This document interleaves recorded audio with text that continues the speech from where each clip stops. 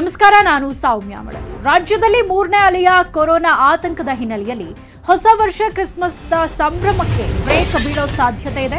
ಹೊಸ ಮಾರ್ಗಸೂಚಿಗೆ ಸರ್ಕಾರಕ್ಕೆ ತಜ್ಞರು ಸಲಹೆಯನ್ನ ಕೊಟ್ಟಿದ್ದಾರೆ. ರಾಜ್ಯದಲ್ಲಿ ಮೂರನೇ ಅಲೆಯ ಕೊರೋನಾ ಆತಂಕ ಇರುವಂತದ್ದು, ಹಾಗಾಗಿ ಹೊಸ ವರ್ಷ ಹಾಗೆ ಕ್ರಿಸ್ಮಸ್ ಸಂಭ್ರಮಕ್ಕೆ ಈ ವರ್ಷವೂ ಕೂಡ ಬ್ರೇಕ್ ಬೀಳೋ ಸಾಧ್ಯತೆ ಇದೆ. ಹೊಸ ಮಾರ್ಗಸೂಚಿಗೆ ಸರ್ಕಾರಕ್ಕೆ ತಜ್ಞರು ಕೆಲವೊಂದಿಷ್ಟು ಸಲಹೆಗಳನ್ನ ಕೊಟ್ಟಿದ್ದಾರೆ. ಕ್ರಿಸ್ಮಸ್ ಹೊಸ ವರ್ಷಕ್ಕೆ ಕಳೆದ ವರ್ಷದಂತೆಯೇ ಮಾರ್ಗಸೂಚಿಯನ್ನ ಬಿಡುಗಡೆ ಮಾಡೋ ಸಾಧ್ಯತೆ ಇದೆ. ಈ ಬಗ್ಗೆ ತಜ್ಞರ ಅಭಿಪ್ರಾಯವನ್ನ ಸಿಎಂ ಅವರು ಪಡ್ಕೊಂಡಿದ್ದಾರೆ. ಮುಂದಿನ ವಾರ ಈ ಕುರಿತಂತೆ ತೀರ್ಮಾನವನ್ನ ಮಾಡ್ತೀವಿ ಅಂತ ಮುಖ್ಯಮಂತ್ರಿಗಳು ಹೇಳಿದ್ದಾರೆ. ಇನ್ನು ಮುಂದಿನ ವಾರದವರೆಗೂ ಕಾದು ನೋಡ್ತಾರೆ. ಅಲ್ಲಿಯವರೆಗೆ ಯಾವ ರೀತಿಯಾಗಿ ಕೊರೋನಾ ಕೇಸಸ್ ಜಾಸ್ತಿ ಆಗುತ್ತಾ ಅಥವಾ ಕಡಿಮೆ ಆಗುತ್ತಾ, ಒಮಿಕ್ರಾನ್ ಕೇಸ್ಗಳ ಸಂಖ್ಯೆ ಹೆಚ್ಚಳವಾಗುತ್ತಾ, ಇದೆಲ್ಲವನ್ನ ನೋಡಿಕೊಂಡು ಕ್ರಿಸ್ಮಸ್ ಹಾಗೆ ಹೊಸ ವರ್ಷಕ್ಕೆ ಮಾರ್ಗಸೂಚಿಯನ್ನ ಬಿಡುಗಡೆ ಮಾಡೋ ಸಾಧ್ಯತೆ ಇದೆ. ಈಗ ಆಲ್ರೆಡಿ ತಜ್ಞರು ಒಂದಷ್ಟು ಸಲಹೆಗಳನ್ನ ಸಿಎಂಗೆ ಕೊಟ್ಟಿದ್ದಾರೆ.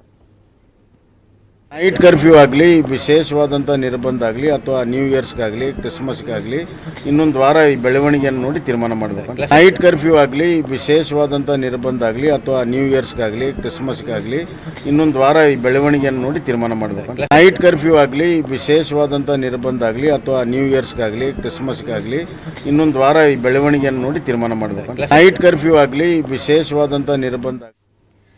ಈ ಬಗ್ಗೆ ಹೆಚ್ಚಿನ ಮಾಹಿತಿಯನ್ನು ಪಡ್ಕೊಳ್ಳೋಣ. ನಮ್ಮ ಪ್ರತಿನಿಧಿ ಆಶಿಕ್ ಇದೀಗ ನಮ್ಮ ಜೊತೆ ನೇರ ಸಂಪರ್ಕದಲ್ಲಿ ಜಾಯ್ನ್ ಆಗಿದ್ದಾರೆ. ಆಶಿಕ್, ಕೊರೋನಾ ಭೀತಿಯ ಹಿನ್ನೆಲೆಯಲ್ಲಿ ಈಗ ಆಲ್ರೆಡಿ ರಾಜ್ಯದಲ್ಲಿ ಕಟ್ಟುನಿಟ್ಟಿನ ಕ್ರಮಗಳನ್ನು ಸರ್ಕಾರ ಕೈಗೊಂಡಿರುವಂತದ್ದು. ಆದ್ರೆ ಮುಂಬರುವ ಕ್ರಿಸ್ಮಸ್ ಹಾಗೆ ಹೊಸ ವರ್ಷಾಚರಣೆಗೆ ಸರ್ಕಾರ ಅವಕಾಶವನ್ನ ಮಾಡಿಕೊಡುತ್ತಾ ಇಲ್ವಾ, ಅಥವಾ ಕಳೆದ ವರ್ಷದ ಮಾರ್ಗಸೂಚಿಗಳೇ ಈ ವರ್ಷವೂ ಕೂಡ ಅಪ್ಲೈ ಆಗುತ್ತಾ ಅನ್ನುವಂತಹ ಕುತೂಹಲ ಇರುವಂತದ್ದು. ಈಗ ಆಲ್ರೆಡಿ ಸಿಎಂಗೆ ಹೊಸ ಮಾರ್ಗಸೂಚಿಯನ್ನ ಹಾಕಬೇಕು ಅಂತ ತಜ್ಞರು ಸಲಹೆಯನ್ನ ಕೊಟ್ಟಿದ್ರೆ, ಮತ್ತೊಂದು ಕಡೆ ಸೆಲೆಬ್ರೇಷನ್ಗೆ ಅವಕಾಶವನ್ನ ಮಾಡಿಕೊಡಿ ಅನ್ನುವಂತಹ ಮನವಿಯನ್ನ ಕೂಡ ಸಲ್ಲಿಸಲಾಗಿದೆ. ಸೊ ಯಾವ ರೀತಿಯಾದಂತಹ ಕ್ರಮಗಳನ್ನ ಕೈಗೊಳ್ಳಬಹುದು?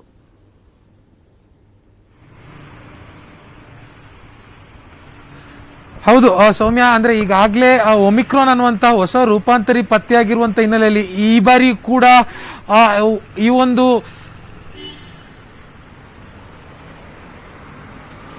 ಆಶೆ ಕಂಟಿನ್ಯೂ ಮಾಡಿ.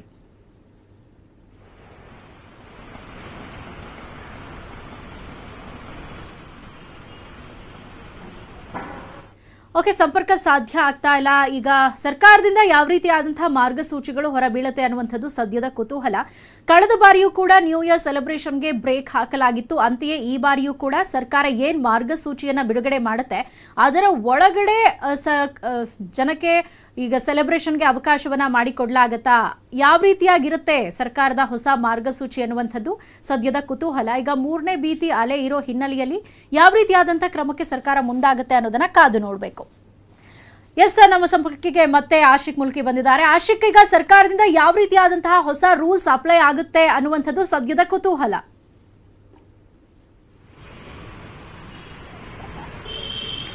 ಹೌದು ಸೌಮ್ಯ, ಅಂದ್ರೆ ಈಗಾಗಲೇ ಹೇಳಿರೋ ಹಾಗೆ ಕಳೆದ ಬಾರಿ ಯಾವ ರೀತಿಯಾದಂತಹ ಒಂದು ಟಫ್ ರೂಲ್ಸ್ ಅನ್ನ ಜಾರಿ ಮಾಡಲಾಗಿತ್ತು, ಹೊಸ ವರ್ಷಾಚರಣೆ ಆಗಿರ್ಬೋದು, ಕ್ರಿಸ್ಮಸ್ ಆಗಿರ್ಬೋದು, ಎಲ್ಲಾ ವಿಚಾರಗಳಿಗೂ ಕೂಡ ಈ ಬಾರಿ ಕೂಡ ತಾಂತ್ರಿಕ ಸಲಹಾ ಸಮಿತಿ ತಮ್ಮ ಸ್ಪಷ್ಟವಾಗಿರುವಂತಹ ಒಂದು ಸಲಹೆಯನ್ನ, ತಮ್ಮ ನಿರ್ಧಾರವನ್ನ ಸರ್ಕಾರದ ಮುಂದಿಟ್ಟಿರುವಂತದ್ದು. ಈ ಬಾರಿ ಹೊಸ ರೂಪಾಂತರಿ ಅಂದ್ರೆ ಒಮಿಕ್ರಾನ್ ಅಂತ ಹೊಸ ವೇರಿಯಂಟ್ ಏನಿದೆ, ಇದು ಕೆಲವೊಂದಿಷ್ಟು ಪ್ರಕರಣಗಳು ರಾಜ್ಯದಲ್ಲಿ ಪತ್ತೆಯಾಗಿರುವಂತಹ ಹಿನ್ನೆಲೆಯಲ್ಲಿ ಯಾವುದೇ ಕಾರಣಕ್ಕೂ ಈ ಒಂದು ಸೆಲೆಬ್ರೇಷನ್ಗೆ ಅನುಮತಿಯನ್ನು ಕೊಡಬಾರದು ಅನ್ನುವಂತ ಒಂದು ತಮ್ಮ ನಿರ್ಧಾರವನ್ನ ಈಗಾಗಲೇ ಸರ್ಕಾರ ಮುಂದಿಟ್ಟಿದೆ. ಇವತ್ತು ಕೂಡ ಸಿಎಂ ಸಭೆಯಲ್ಲಿ ಇದರ ಬಗ್ಗೆ ತುಂಬಾ ದೀರ್ಘಕಾಲದ ಒಂದು ಚರ್ಚೆ ಕೂಡ ಆಯಿತು. ಹೀಗಾಗಿ ಕ್ರಿಸ್ಮಸ್ಗೆ ಮತ್ತೆ ಹೊಸ ವರ್ಷಕ್ಕೆ ಯಾವ ರೀತಿಯಾಗಿರುವಂತಹ ಗೈಡ್ ಲೈನ್ಸ್ ಅನ್ನು ಹೊರಡಿಸಬೇಕು, ತಮ್ಮ ನಿರ್ಧಾರ, ಸರ್ಕಾರದ ಅಧಿಕೃತ ನಿರ್ಧಾರ ಏನು ಅನ್ನುವಂಥದ್ದನ್ನ ಮುಂದಿನ ವಾರ ತಿಳಿಸ್ತೀನಿ ಅನ್ನುವಂತ ಒಂದು ಮಾತನ್ನು ಕೂಡ ಸಿಎಂ ಬೊಮ್ಮಾಯಿ ಅವರು ಹೇಳಿರುವಂತದ್ದು. ಇನ್ನೊಂದು ಕಡೆಯಿಂದ ಈ ಒಂದು ಕ್ರಿಸ್ಮಸ್ ಆಗಿರ್ಬೋದು, ನ್ಯೂ ಇಯರ್ ಸೆಲೆಬ್ರೇಷನ್ ಆಗಿರ್ಬೋದು, ಎಲ್ಲಾ ಸೆಲೆಬ್ರೇಷನ್ಗೆ ದೊಡ್ಡ ಮಟ್ಟದ ಹಾಟ್ಸ್ಪಾಟ್ ಅಂದ್ರೆ ಬೆಂಗಳೂರು. ಹೀಗಾಗಿ ಬೆಂಗಳೂರು ಅಂದ್ರೆ ಬಿಬಿಎಂಪಿ, ಬೆಂಗಳೂರಿನ ಆಡಳಿತವನ್ನ ಮಾಡ್ತಾ ಇರುವಂತಹ ಬಿಬಿಎಂಪಿ ಕೂಡ ಸರ್ಕಾರಕ್ಕೆ ಈ ಬಗ್ಗೆ ಒಂದು ಪ್ರಸ್ತಾವನೆ ಈಗಾಗಲೇ ಕೊಟ್ಟಿದೆ. ಬಿಬಿಎಂಪಿ ತಾಂತ್ರಿಕ ಸಲಹಾ ಸಮಿತಿಯಿಂದಲೂ ಕೂಡ ಅಂದ್ರೆ ಈ ಬಾರಿ ಕ್ರಿಸ್ಮಸ್ ಆಗಿರಬಹುದು, ಹೊಸ ವರ್ಷ ನ್ಯೂ ಇಯರ್ ಸೆಲೆಬ್ರೇಷನ್ ಆಗಿರಬಹುದು, ಇದಕ್ಕೆ ಯಾವುದೇ ರೀತಿಯಾದಂತಹ ಆಸ್ಪದ ಕೊಡಬಾರದು ಅನ್ನುವಂತ ಒಂದು ಸ್ಪಷ್ಟ ತಮ್ಮ ನಿಲುವನ್ನ ಕೂಡ ಸರ್ಕಾರಕ್ಕೆ ಬಿಬಿಎಂಪಿ ಕೊಟ್ಟಿರುವಂತದ್ದು. ಈ ಒಟ್ಟಾರೆಯಾಗಿ ಕಳೆದ ಬಾರಿ ಕೊರೋನಾ ಡೆಲ್ಟಾ ಪ್ಲಸ್ ವೇರಿಯಂಟ್ ನ ಆರ್ಭಟ ಜಾಸ್ತಿ ಆಗಿರುವ ಹಿನ್ನೆಲೆಯಲ್ಲಿ ಯಾವುದೇ ಕಾರಣಕ್ಕೂ ಕೂಡ ಅನುಮತಿಯನ್ನು ಕೊಟ್ಟಿರಲಿಲ್ಲ. ಈಗ ಒಮಿಕ್ರಾನ್ ಅನ್ನುವಂತ ಕೆಲವು ಪ್ರಕರಣಗಳು ಪತ್ತೆಯಾಗಿದ್ರು ಕೂಡ 46 ವರ್ಷದ ಸೋಂಕಿತ ಯಾರಿದ್ದಾನೆ ಅವನ ಸಂಪರ್ಕಿತರ 5 ಮಂದಿ ಈಗಾಗಲೇ ಜಿನೋಮಿಕ್ ಸೀಕ್ವೆನ್ಸ್ಗೆ ವರದಿಯನ್ನು ಕೂಡ ಸರ್ಕಾರ ವೆಯ್ಟ್ ಮಾಡ್ತಾ ಇದೆ. ಆ ವರದಿ ಬಂದ ಬಳಿಕ 1 ಅಥವಾ 2 ಕೇಸ್ ಪತ್ತೆಯಾಗಿದ್ರು ಕೂಡ ಮತ್ತೆ 3ನೇ ಅಲೆ ಭೀತಿ ಅನ್ನುವಂಥದ್ದು ಕೂಡ ತಜ್ಞರು ಹೇಳ್ತಾ ಇದ್ದಾರೆ. ಫೆಬ್ರವರಿ ಮಧ್ಯಭಾಗದಲ್ಲಿ ಅಥವಾ ಫೆಬ್ರವರಿ ತಿಂಗಳ ಕೊನೆ ಭಾಗದಲ್ಲಿ 3ನೇ ಅಲೆ ಅಪ್ಪಳಿಸಬಹುದು ಅನ್ನುವಂತ ಒಂದು ತಮ್ಮ ಒಂದು ಅಸಂಪ್ಷನ್ ಅನ್ನು ಕೂಡ ಒಂದು ತಜ್ಞರು ವ್ಯಕ್ತಪಡಿಸ್ತಾ ಇರುವಂತದ್ದು. ಈ ಎಲ್ಲಾ ನೆಲೆಗಟ್ಟಿನಲ್ಲಿ ನೋಡಿದ್ರು ಕೂಡ ಈ ಬಾರಿಯ ಒಂದು ಕ್ರಿಸ್ಮಸ್ ಆಗಿರ್ಬೋದು ಅಥವಾ ನ್ಯೂ ಇಯರ್ ಸೆಲೆಬ್ರೇಷನ್ ಆಗಿರ್ಬೋದು ಅದು ಒಂದು ನೀರಸವಾಗಿರುತ್ತೆ ಅಂತಾನೆ ಹೇಳಬೇಕಾಗುತ್ತೆ. ಸೌಮ್ಯ, ಥ್ಯಾಂಕ್ ಯು ಆಶಿಕ್ ತಮ್ಮ ಇನ್ಫಾರ್ಮೇಶನ್ಗೆ. ಮತ್ತೊಂದು ಕಡೆ ಬೆಂಗಳೂರಿನಲ್ಲಿ ಒಮೈಕ್ರಾನ್ ಕೇಸಸ್ ಹೆಚ್ಚಾಗಿದೆ, ಸೋಂಕಿನ ಭಯ ಕೂಡ ಇರುವಂತದ್ದು. ಇದರಿಂದ ಬಾರ್ ಮತ್ತು ಪಬ್ ಮಾಲೀಕರಿಗೆ ಈಗ ಶುರುವಾಗಿದೆ.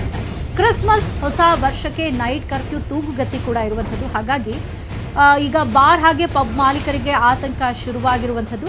ಬಾರ್ ಮತ್ತು ಪಬ್ಗಳ ಮೇಲೆ ಸರ್ಕಾರ ನಿರ್ಬಂಧ ವಿಧಿಸುವಂತಹ ಸಾಧ್ಯತೆ ಇದೆ.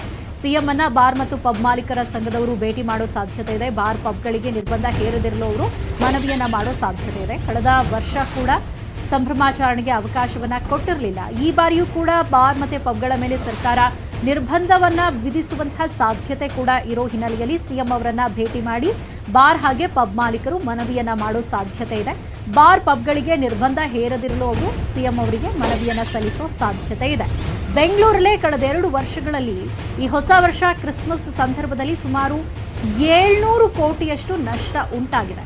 ನೈಟ್ ಕರ್ಫ್ಯೂ ಜಾರಿಗೊಳಿಸಿದಂತೆ ಪಬ್ ಮಾಲೀಕರ ಸಂಘ ಈಗ ಮನವಿಯನ್ನ ಮಾಡೋ ಸಾಧ್ಯತೆ ಇದೆ. ಇವರು ಸಿಎಂ ಅವರನ್ನ ಭೇಟಿ ಮಾಡಿ ಅವರ ಜೊತೆ ಮಾತನಾಡಿ ಅವರಿಗೆ ಮನವಿಯನ್ನ ಸಲ್ಲಿಸೋ ಸಾಧ್ಯತೆ. ಈಗ ಸರ್ಕಾರಕ್ಕೆ ಸಿಎಂಗೆ ತಜ್ಞರು ಒಂದಷ್ಟು ಸಲಹೆಗಳನ್ನ ಕೊಟ್ಟಿದ್ದಾರೆ. 3ನೇ ಅಲೆ ಇರೋ ಹಿನ್ನೆಲೆಯಲ್ಲಿ 3ನೇ ಅಲೆಯ ಭೀತಿ ಇರುವಂತಹ ಸಂದರ್ಭದಲ್ಲಿ ಈ ಹೊಸ ವರ್ಷ ಹಾಗೆ ಕ್ರಿಸ್ಮಸ್ಗೆ ಒಂದಷ್ಟು ನಿರ್ಬಂಧವನ್ನ ಹೇರಬೇಕು, ಹೊಸ ಮಾರ್ಗಸೂಚಿಯನ್ನ ಪಾಲನೆ ಮಾಡೋದಕ್ಕೆ ಹೇಳಬೇಕು, ಅದರ ಜೊತೆಗೆ ಕಟ್ಟುನಿಟ್ಟಿನ ಕ್ರಮವನ್ನು ಸರ್ಕಾರ ಕೈಗೊಳ್ಳಬೇಕು ಅನ್ನುವಂತಹ ಒಂದಷ್ಟು ಸಲಹೆಯನ್ನ ಕೊಟ್ಟಿದ್ದಾರೆ. ಮತ್ತೊಂದು ಕಡೆ ನ್ಯೂ ಇಯರ್ ಅಂತ ಸಂದರ್ಭದಲ್ಲಿ ಸಾಕಷ್ಟು ಬಿಸ್ನೆಸ್ ಆಗುತ್ತೆ. ಇದರಿಂದ ನಮಗೆ ಒಂದ್ ವೇಳೆ ಸರ್ಕಾರ ನಿರ್ಬಂಧ ಹೇರಿದ್ರೆ ನಮಗೆ ಸಾಕಷ್ಟು ಲಾಸ್ ಆಗುತ್ತೆ. ಹಾಗಾಗಿ ಸಿಎಂ ಅವ್ರನ್ನ ಭೇಟಿ ಆಗೋದಕ್ಕೆ ಅವರು ನಿರ್ಧಾರ ಮಾಡಿದ್ದಾರೆ.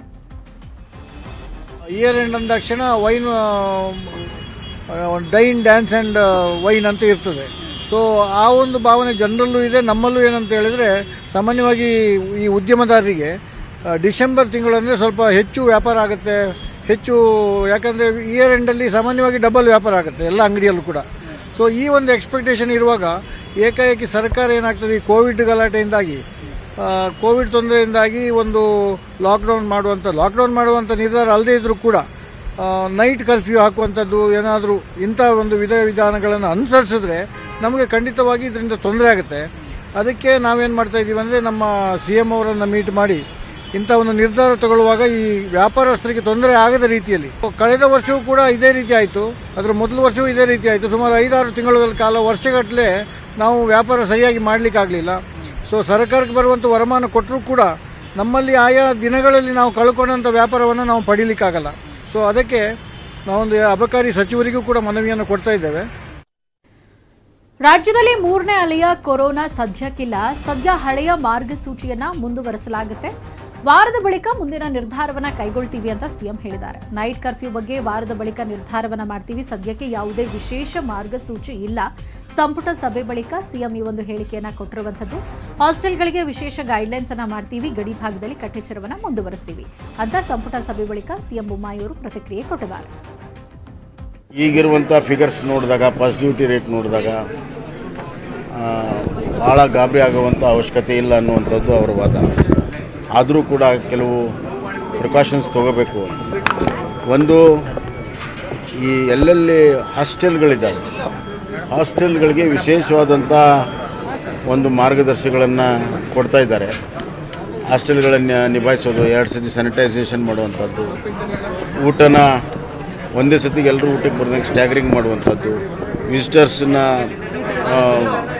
ಕಡಿಮೆ ಮಾಡುವಂಥದ್ದು, ಮತ್ತು ಅಲ್ಲಿ ಇರುವಂಥ ಎಲ್ಲ ಕಿಚನ್ನಲ್ಲಿ ಕೆಲಸ ಮಾಡೋರು ಎಲ್ಲ ಕೆಲಸಗಾರರಿಗೆ ಡಬಲ್ ಡೋಸ್ ಕೊಡುವಂಥದ್ದು, ಈ ಥರ ಆಮೇಲೆ ಒಂದು ಐಸೋಲೇಷನ್ ರೂಮ್ ಮಾಡುವಂಥದ್ದು, ಈ ಥರ ವಿಶೇಷವಾದಂಥ SOPಗಳನ್ನು ಹಾಸ್ಟೆಲ್ಗೆ ಮತ್ತು ಕ್ಲಸ್ಟರ್ ಮ್ಯಾನೇಜ್ಮೆಂಟ್ಸ್ ಕೊಡಬೇಕು ಅಂತ ಹೇಳಿ ಎಲ್ಲೆಲ್ಲಿ ಬೆಂಗಳೂರಲ್ಲಿ ಕ್ಲಸ್ಟರ್ ಇದೆ ಅಲ್ಲಿನೂ ಕೂಡ ಇದೇ ಥರದ ಮ್ಯಾನೇಜ್ಮೆಂಟ್ಗೆ ಒಂದು SOPಗಳಿಗಾಗಲೇ ಕೊಟ್ಟಿದ್ದೇವೆ. ಮತ್ತು ಮೂರು ಜನಕ್ಕೆ ಬಂದರೂ ಕೂಡ ಅದೊಂದು ಕ್ಲಸ್ಟರ್ ಅಂತ ಡಿಕ್ಲೇರ್ ಮಾಡೋದು ಈಗಾಗಲೇ ಬೆಂಗಳೂರಿನಲ್ಲಿ ಕೂಡ ಆಗಿದೆ. ಗಡಿ ಭಾಗದಲ್ಲಿ ಈಗಾಗಲೇ ಏನು ಕಟ್ಟೆಚ್ಚರ ಇದೆ ಅದು ಮುಂದುವರಿತಿದೆ. ಮತ್ತು ವಿಶೇಷವಾಗಿ ಕೇರಳ ಸ್ಟೂಡೆಂಟ್ಸ್ಗೆ ಏನು ನಿರ್ಬಂಧ ಇದೆ, 2 ವ್ಯಾಕ್ಸಿನೇಷನ್ ತೊಗೋಬೇಕು ಮತ್ತು 72 ಗಂಟೆ ಒಳಗೆ ಅವ್ರು RT-PCR ಮಾಡಬೇಕು, ಅಥವಾ ಇಲ್ಲಿ ಬಂದ ಮೇಲೆ ಕಂಪಲ್ಸರಿ ಅವರಿಗೆ RT-PCR ಟೆಸ್ಟ್ ಮಾಡಬೇಕು ಅಂತೇನಿದೆ ಅವೆಲ್ಲವೂ ಕೂಡ ಮುಂದುವರಿತವೆ. ನೈಟ್ ಕರ್ಫ್ಯೂ ಆಗಲಿ, ವಿಶೇಷವಾದಂಥ ನಿರ್ಬಂಧ ಆಗಲಿ, ಅಥವಾ ನ್ಯೂ ಇಯರ್ಸ್ಗಾಗಲಿ, ಕ್ರಿಸ್ಮಸ್ಗಾಗಲಿ ಇನ್ನೊಂದು ವಾರ ಈ ಬೆಳವಣಿಗೆಯನ್ನು ನೋಡಿ ತೀರ್ಮಾನ ಮಾಡಬೇಕು. 1ರಿಂದ 10ನೇ ತರಗತಿ ಮಕ್ಕಳಲ್ಲಿ ಸೋಂಕು ಕಂಡಿಲ್ಲ, ಯಾವುದೇ ಕಾರಣಕ್ಕೂ ಶಾಲೆಗಳನ್ನ ನಿಲ್ಲಿಸಲ್ಲ ಅಂತ ಸುದ್ದಿಗೋಷ್ಠಿಯಲ್ಲಿ ಸಚಿವ ಬಿ.ಸಿ. ನಾಗೇಶ್ ಅವರು ಹೇಳಿದ್ದಾರೆ. 2 ದಿನಗಳಿಂದ ಕೋವಿಡ್ ಸಂಖ್ಯೆ ಇಳಿಮುಖವಾಗಿದೆ. ಅಲ್ಲದೆ 1ರಿಂದ 10ನೇ ತರಗತಿ ಮಕ್ಕಳಲ್ಲಿ ಸೋಂಕು ಕಂಡು ಬಂದಿಲ್ಲ, ಹೀಗಾಗಿ ಯಾವುದೇ ಕಾರಣಕ್ಕೂ ಶಾಲೆಗಳನ್ನ ನಾವು ನಿಲ್ಲಿಸಲ್ಲ ಅಂತ ಸಚಿವ ಬಿ.ಸಿ. ನಾಗೇಶ್ ಅವರು ಹೇಳಿರುವಂಥದ್ದು. ಸುದ್ದಿಗೋಷ್ಠಿಯಲ್ಲಿ ಒಂದು ಹೇಳಿಕೆಯನ್ನು ಕೊಟ್ಟಿದ್ದಾರೆ. ಕಳೆದ 2 ದಿನಗಳಿಂದ ಕೋವಿಡ್ ಸಂಖ್ಯೆ ಇಳಿಮುಖವಾಗಿದೆ. ಡಾಕ್ಟರ್ ಸುದರ್ಶನ್ ಅವರ ಜೊತೆ ಚರ್ಚೆ ಮಾಡಿದ್ದೇನೆ. ಸದ್ಯ ಶಾಲೆಗಳನ್ನ ಮುಚ್ಚುವ ಪರಿಸ್ಥಿತಿ ಇಲ್ಲ ಅಂತ ಸಚಿವರು ಹೇಳಿದ್ದಾರೆ. ಯಾವುದೇ ಭಯವಿಲ್ಲ, ಆತಂಕ ಸದ್ಯಕ್ಕಂತೂ ಇಲ್ಲ ಅಂತ ಬಿ.ಸಿ. ನಾಗೇಶ್ ಅವರು ಹೇಳಿರುವಂಥದ್ದು. ಶಾಲೆಯಲ್ಲಿ ವಿದ್ಯಾರ್ಥಿಗಳ ಹಾಜರಾತಿ ಚೆನ್ನಾಗಿದೆ. ವಸತಿ ಶಾಲೆ ಮೌಂಟ್ ಕಾರ್ಮೆಲ್ನಲ್ಲಿ ಪಾಸಿಟಿವ್ ಇದೆ.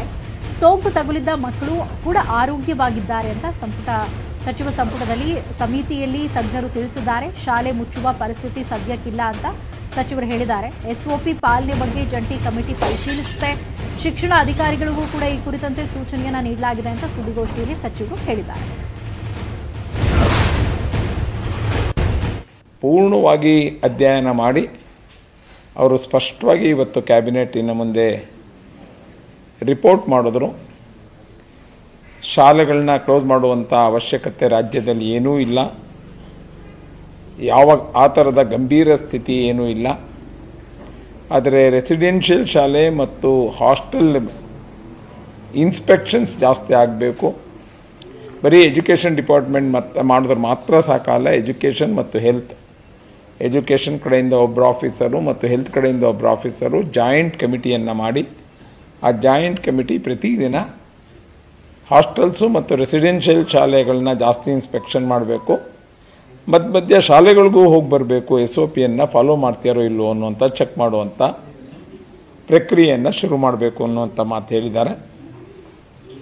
ತಕ್ಷಣವೇ ನಾವು ತಾಲೂಕಿನ THOಗಳ ಜೊತೆ BOಗಳನ್ನ ಜಾಯಿಂಟ್ ಸಮಿತಿಗಳನ್ನ ರಚನೆ ಮಾಡುವಂಥ ಮಾಡ್ತೀವಿ. ಅವರು SOPಯನ್ನು ಸ್ಟ್ರಿಕ್ಟಾಗಿ ಮಾಡುವಂಥ ಇದರಲ್ಲಿ ಹೆಚ್ಚು ಆಸಕ್ತಿ ತಗೊಂಡು ಕಠಿಣ ಕ್ರಮಗಳನ್ನ ಶಾಲೆಗಳಿಗೆ ಜಾರಿ ಮಾಡ್ತಾರೆ ಅನ್ನೋಂಥ ವಿಶ್ವಾಸ ಇದೆ.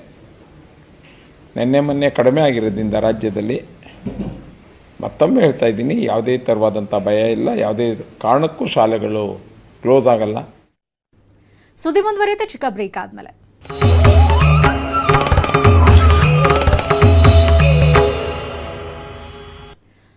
Welcome back. ರೈತರ ಎಲ್ಲಾ ಬೇಡಿಕೆಗಳಿಗೆ ಕೇಂದ್ರ ಸರ್ಕಾರ ಅಸ್ತು ಹೊಂದಿದೆ. ಹೀಗಾಗಿ ಪ್ರತಿಭಟನೆಯನ್ನ ಕೈಬಿಟ್ಟಿದ್ದಾರೆ ರೈತರು. ನಿರಂತರ 2 ವರ್ಷದಿಂದ ಈ ಒಂದು ಪ್ರತಿಭಟನೆಯನ್ನ ಮಾಡ್ತಾ ಇದ್ದಂತಹ ರೈತರು ಇದೀಗ ರೈತರ ಬೇಡಿಕೆಗಳನ್ನ ಸರ್ಕಾರ ಈಡೇರಿಸಿರುವ ನಿಟ್ಟಿನಲ್ಲಿ ಪ್ರತಿಭಟನೆಯನ್ನ ಕೈಬಿಟ್ಟಿದ್ದಾರೆ.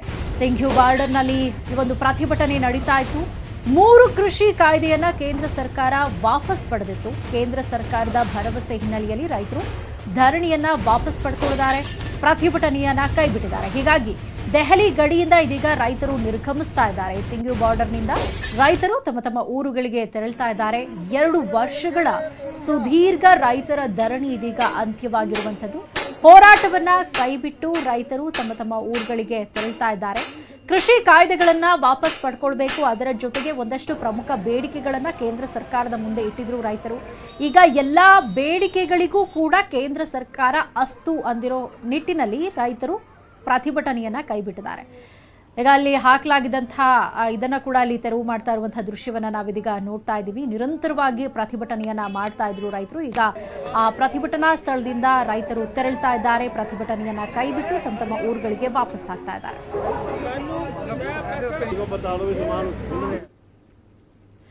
ಪ್ರತಿಭಟನೆಯನ್ನ ಅಂತ್ಯಗೊಳಿಸಿದ್ದಾರೆ ರೈತ ಮುಖಂಡರು. ಪ್ರತಿಭಟನಾ ಸ್ಥಳವನ್ನ ಈಗ ರೈತರು ತೆರವು ಮಾಡ್ತಾ ಇದ್ದಾರೆ. ಡಿಸೆಂಬರ್ 11ರಿಂದ ಗಡಿಗಳು ಸಂಚಾರಕ್ಕೆ ಮುಕ್ತವಾಗಲಿದೆ. ಸರ್ಕಾರದ ಆಹ್ವಾನ ಸ್ವೀಕರಿಸಿದ್ದಾರೆ ರೈತರು. ಪ್ರತಿಭಟನೆಯನ್ನ ಅಂತ್ಯಗೊಳಿಸಿರುವುದಾಗಿ ಘೋಷಣೆಯನ್ನ ಮಾಡಿದ್ದಾರೆ.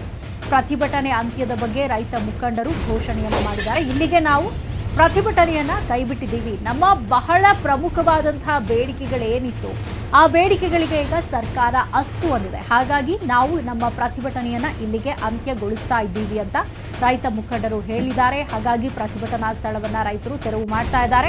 ಡಿಸೆಂಬರ್ 11ರಿಂದ ಗಡಿಗಳು ಸಂಚಾರಕ್ಕೆ ಮುಕ್ತವಾಗಲಿದೆ. ಸರ್ಕಾರದ ಆಹ್ವಾನ ಸ್ವೀಕರಿಸಿದ್ದಾರೆ ರೈತರು. ಪ್ರತಿಭಟನೆಯನ್ನ ಅಂತ್ಯಗೊಳಿಸ್ತಾ ಇರುವುದಾಗಿ ಘೋಷಣೆಯನ್ನ ಮಾಡಿದ್ದಾರೆ. ಪ್ರತಿಭಟನೆ ಅಂತ್ಯದ ಬಗ್ಗೆ ರೈತ ಮುಖಂಡರು ಘೋಷಣೆಯನ್ನ ಮಾಡಿದ್ದಾರೆ.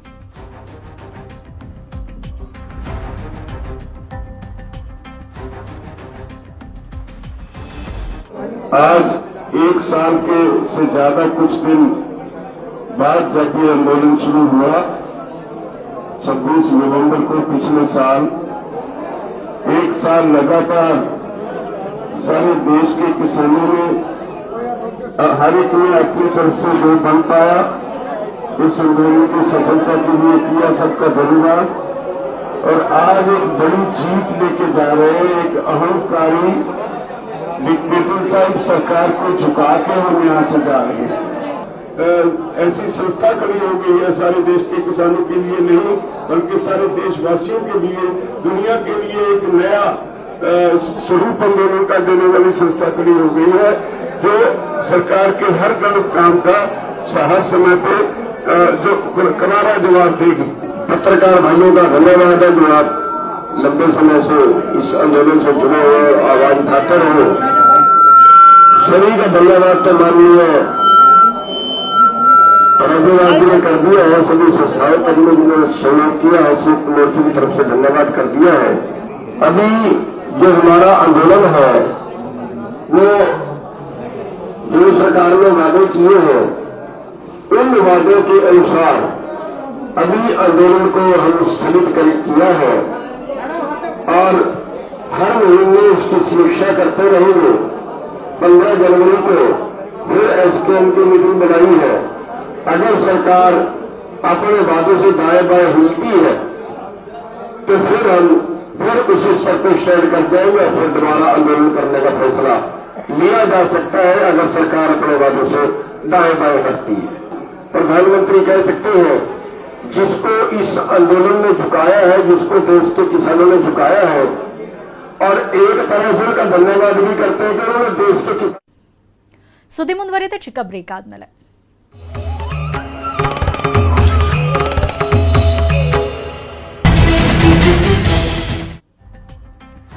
ಗ್ರೂಪ್ ಕ್ಯಾಪ್ಟನ್ ವರುಣ್ ಸಿಂಗ್ ಅವರನ್ನ ಬೆಂಗಳೂರಿಗೆ ಶಿಫ್ಟ್ ಮಾಡಲಾಗ್ತಾ ಇದೆ. 40% ಸುಟ್ಟಿದ್ದೆ ವರುಣ್ ಸಿಂಗ್ ಅವರ ದೇಹ. ಹೆಚ್ಚಿನ ಚಿಕಿತ್ಸೆಗಾಗಿ ಬೆಂಗಳೂರಿಗೆ ವರುಣ್ ಸಿಂಗ್ ಅವರನ್ನ ಶಿಫ್ಟ್ ಮಾಡಲಾಗ್ತಾ ಇದೆ. ಗ್ರೂಪ್ ಕ್ಯಾಪ್ಟನ್ ವರುಣ್ ಸಿಂಗ್ ಅವರನ್ನ ಬೆಂಗಳೂರಿಗೆ ಶಿಫ್ಟ್ ಮಾಡಲಾಗ್ತಾ ಇದೆ. ಬೆಂಗಳೂರಿನಲ್ಲಿ ಅವರಿಗೆ ಹೆಚ್ಚಿನ ಚಿಕಿತ್ಸೆಗೆ ವ್ಯವಸ್ಥೆಯನ್ನ ಮಾಡಲಾಗಿದೆ. ಈಗ ಆಲ್ರೆಡಿ ಅವರ ದೇಹ 40% ಸುಟ್ಟಿರುವಂತದ್ದು. ಹಾಗಾಗಿ ಅವರಿಗೆ ಹೆಚ್ಚಿನ ಚಿಕಿತ್ಸೆಗೆ ಬೆಂಗಳೂರಿಗೆ ಕರ್ಕೊಂಡು ಬರಲಾಗ್ತಾ ಇದೆ. ಜೀವರಕ್ಷಕ ಸಹಾಯದೊಂದಿಗೆ ಬೆಂಗಳೂರಿಗೆ ಅವರನ್ನ ಶಿಫ್ಟ್ ಮಾಡಲಾಗ್ತಾ ಇದೆ. ಹಲಸೂರಿನ ಕಮಾಂಡ್ ಆಸ್ಪತ್ರೆಗೆ ಅವರನ್ನ ಶಿಫ್ಟ್ ಮಾಡಲಾಗುತ್ತೆ. ಬೆಂಗಳೂರಿನಲ್ಲೇ ವರುಣ್ ಸಿಂಗ್ ಅವರಿಗೆ ಮುಂದೆ ಚಿಕಿತ್ಸೆಯನ್ನ ಕೊಡಲಾಗುತ್ತೆ. ರಸ್ತೆ ಮಾರ್ಗದ ಮೂಲಕ ಬೆಂಗಳೂರಿಗೆ ವರುಣ್ ಸಿಂಗ್ ಅವರನ್ನ ಶಿಫ್ಟ್ ಮಾಡಲಾಗ್ತಾ ಇದೆ. ಬೆಂಗಳೂರಿನ ಹಲಸೂರಿನ ಕಮಾಂಡ್ ಆಸ್ಪತ್ರೆಗೆ ಅವರನ್ನ ಶಿಫ್ಟ್ ಮಾಡಲಾಗುತ್ತೆ. ಬೆಂಗಳೂರಿನಲ್ಲೇ ವರುಣ್ ಸಿಂಗ್ ಅವರಿಗೆ ಚಿಕಿತ್ಸೆಯನ್ನ ನೀಡಲಾಗುತ್ತೆ.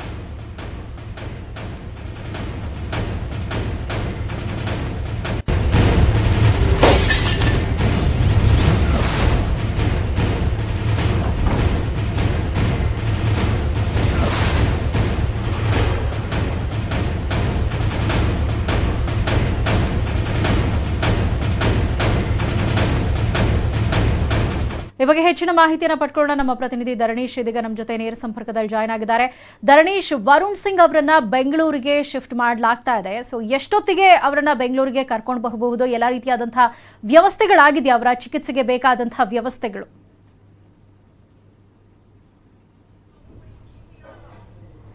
ಸೌಮ್ಯ, ಆಕ್ಚುಲಿ ನಿನ್ನೆ ನಡೆದಂತಹ ಹೆಲಿಕಾಪ್ಟರ್ ದುರಂತದಲ್ಲಿ 14 ಜನರ ಪೈಕಿ 13 ಮಂದಿ ತೀರ್ಕೊಂಡಿದ್ರು.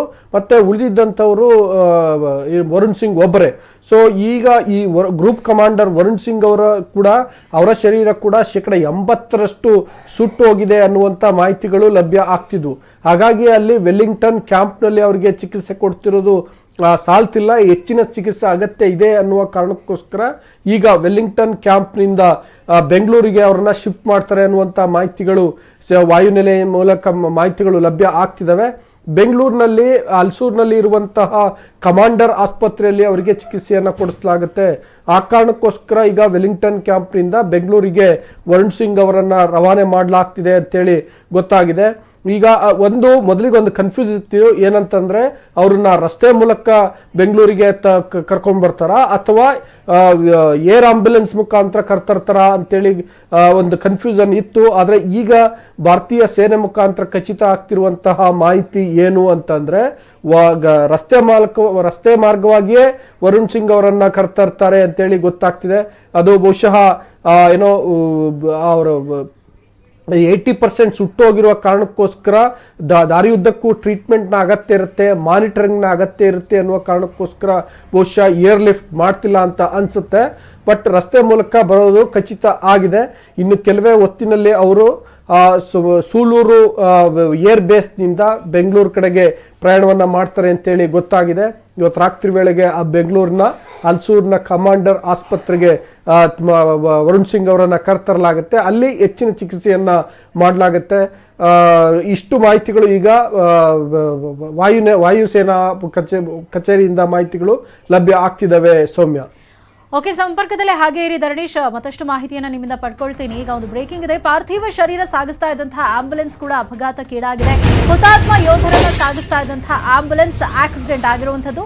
ತಮಿಳುನಾಡು ಪೊಲೀಸರಿಗೆ ಈ ಘಟನೆಯಲ್ಲಿ ಸಣ್ಣ ಪುಟ್ಟ ಗಾಯಗಳಾಗಿದೆ. ವೆಲ್ಲಿಂಗ್ಟನ್ ಆರ್ಮಿ ಆಸ್ಪತ್ರೆಯಿಂದ ಈ ಒಂದು ಆಂಬುಲೆನ್ಸ್ ಹೊರಟಿತ್ತು. ಈ ಸಂದರ್ಭದಲ್ಲಿ ಆಕ್ಸಿಡೆಂಟ್ ಆಗಿದೆ. ಸೂಲೂರು ವಾಯುನೆಲೆಗೆ ಸಾಗಿಸುವಾಗ ಮೆಟ್ಟುಪಾಳ್ಯಂ ಬಳಿ ಈ ಒಂದು ಅವಘಡ ಸಂಭವಿಸಿದೆ. ಬೇರೆ ಆಂಬ್ಯುಲೆನ್ಸ್ ಮೂಲಕ ಪಾರ್ಥಿವ ಶರೀರವನ್ನ ರವಾನೆ ಮಾಡಲಾಗ್ತಾ ಇರುವಂತದ್ದು. ಹುತಾತ್ಮ ಯೋಧರ ಪಾರ್ಥಿವ ಶರೀರವನ್ನ ಸಾಗಿಸ್ತಾ ಇದ್ದಂತಹ ಆಂಬ್ಯುಲೆನ್ಸ್ ಕೂಡ ಅಪಘಾತಕ್ಕೆ ಈಡಾಗಿರುವಂತದ್ದು. ಈ ಘಟನೆಯಲ್ಲಿ ತಮಿಳುನಾಡು ಪೊಲೀಸರಿಗೆ ಸಣ್ಣ ಪುಟ್ಟ ಗಾಯಗಳಾಗಿದೆ. ವೆಲ್ಲಿಂಗ್ಟನ್ ಆರ್ಮಿ ಆಸ್ಪತ್ರೆಯಿಂದ ಹೊರಟಿದಂತಹ ಸಂದರ್ಭದಲ್ಲಿ ಈ ಒಂದು ಆಂಬ್ಯುಲೆನ್ಸ್ ಆಕ್ಸಿಡೆಂಟ್ ಆಗಿರುವಂತದ್ದು. ಸೂಲೂರು ವಾಯುನೆಲೆಗೆ ಸಾಗಿಸುವಾಗ ಮೆಟ್ಟುಪಾಳ್ಯಂ ಬಳಿ ಈ ಒಂದು ಅವಘಡ ಆಗಿದೆ. ಹಾಗಾಗಿ ಬೇರೆ ಆಂಬ್ಯುಲೆನ್ಸ್ ಮೂಲಕ ಈಗ ಪಾರ್ಥಿವ ಶರೀರವನ್ನ ರವಾನೆ ಮಾಡಲಾಗಿದೆ. ಘಟನೆಯಲ್ಲಿ ತಮಿಳುನಾಡು ಪೊಲೀಸರಿಗೆ ಸಣ್ಣ ಪುಟ್ಟ ಗಾಯಗಳಾಗಿದೆ ಅನ್ನುವಂತಹ ಮಾಹಿತಿ ಲಭ್ಯವಾಗ್ತಾ ಇದೆ. ಮೆಟ್ಟುಪಾಳ್ಯಂ ಬಳಿ ಈ ಒಂದು ಅವಘಡ ಸಂಭವಿಸಿದ್ದು ಬೇರೆ ಆಂಬ್ಯುಲೆನ್ಸ್ ಮೂಲಕ ಈಗ ಮೃತದೇಹಗಳನ್ನ ರವಾನೆ ಮಾಡಲಾಗಿದೆ.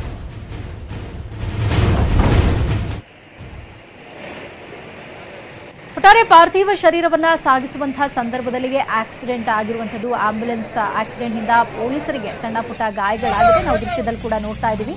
ಪಾರ್ಥಿವ ಶರೀರವನ್ನ ತೆಗೆದುಕೊಂಡು ಈ ಒಂದು ಆಂಬ್ಯುಲೆನ್ಸ್ ಹೋಗ್ತಾ ಇತ್ತು. ಆಗ ಈ ಒಂದು ಅವಘಡ ಸಂಭವಿಸಿರುವಂತದ್ದು. ಹಾಗಾಗಿ ಮತ್ತೆ ಬೇರೊಂದು ಆಂಬ್ಯುಲೆನ್ಸ್ ಮುಖಾಂತರ ಪಾರ್ಥಿವ ಶರೀರವನ್ನ ಸಾಗಿಸಲಾಗಿದೆ.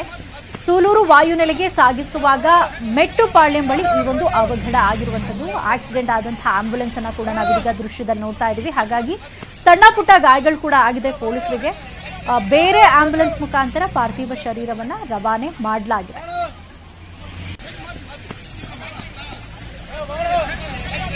ನಾವೀಗ ದೃಶ್ಯಗಳಲ್ಲಿ ಕೂಡ ನೋಡ್ತಾ ಇದ್ದೀವಿ. ಆಂಬ್ಯುಲೆನ್ಸ್ ಆಕ್ಸಿಡೆಂಟ್ ಆದಂತಹ ಸಂದರ್ಭದಲ್ಲಿ ಅಲ್ಲಿದ್ದಂತಹ ಕೆಲವೊಂದು ಪೊಲೀಸರಿಗೂ ಕೂಡ ಸಣ್ಣ ಪುಟ್ಟ ಗಾಯಗಳಾಗಿರುವಂಥದ್ದು. ಆಕ್ಸಿಡೆಂಟ್ ಆದ ಹಿನ್ನೆಲೆಯಲ್ಲಿ ಮತ್ತೆ ಬೇರೊಂದು ಆಂಬ್ಯುಲೆನ್ಸ್ ಅನ್ನ ಕರೆಸಿ ಪಾರ್ಥಿವ ಶರೀರವನ್ನ ಮತ್ತೊಂದು ಆಂಬ್ಯುಲೆನ್ಸ್ಗೆ ಶಿಫ್ಟ್ ಮಾಡಿ ಆ ಆಂಬ್ಯುಲೆನ್ಸ್ ಮುಖಾಂತರ ರವಾನೆ ಮಾಡಲಾಗಿದೆ. ಮೆಟ್ಟುಪಾಳ್ಯಂ ಬಳಿ ಈ ಒಂದು ಅವಘಡ ಸಂಭವಿಸಿರುವಂಥದ್ದು.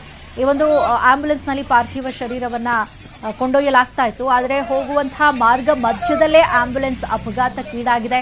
ಹಾಗಾಗಿ ಮತ್ತೊಂದು ಆಂಬ್ಯುಲೆನ್ಸ್ ಅನ್ನ ಸ್ಥಳಕ್ಕೆ ಕರೆಸಿ ಆ ಆಂಬ್ಯುಲೆನ್ಸ್ಗೆ ಪಾರ್ಥಿವ ಶರೀರವನ್ನ ಶಿಫ್ಟ್ ಮಾಡಲಾಗ್ತಾ ಇರುವಂತಹ ದೃಶ್ಯವನ್ನ ಕೂಡ ನಾವೀಗ ನೋಡ್ತಾ ಇದ್ದೀವಿ. ಒಂದ್ ಕಡೆ ಆಕ್ಸಿಡೆಂಟ್ ಆಗಿರುವಂತಹ ಆಂಬ್ಯುಲೆನ್ಸ್, ಸೊ ಮುಂಭಾಗ ಡ್ಯಾಮೇಜ್ ಆಗಿರುವಂಥದ್ದು ಆಂಬ್ಯುಲೆನ್ಸ್ನ ಮುಂಭಾಗ. ಮತ್ತೊಂದು ಕಡೆ ಈಗ ಆ ಆಂಬ್ಯುಲೆನ್ಸ್ ಅನ್ನ ಬಿಟ್ಟು ಬೇರೊಂದು ಆಂಬ್ಯುಲೆನ್ಸ್ ನಲ್ಲಿ ಪಾರ್ಥಿವ ಶರೀರವನ್ನ ರವಾನೆ ಮಾಡಲಾಗಿದೆ. ವೆಲ್ಲಿಂಗ್ಟನ್ ಆರ್ಮಿ ಆಸ್ಪತ್ರೆಯಿಂದ ಹೊರಟಿದಂತಹ ಸಂದರ್ಭದಲ್ಲಿ ಈ ಒಂದು ಅವಘಡ ಸಂಭವಿಸಿದೆ.